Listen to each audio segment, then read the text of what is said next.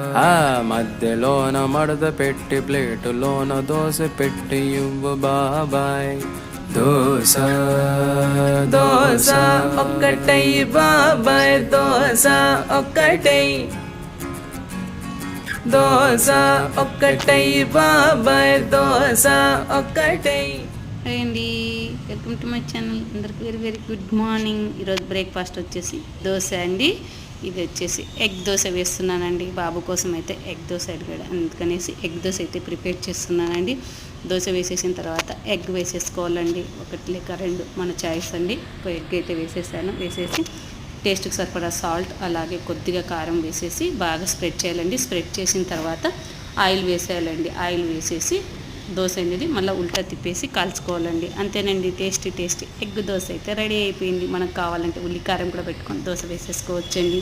తినండి, ఒట్టిదే తినేయచ్చండి. దీనికి చట్నీ ఏం కూడా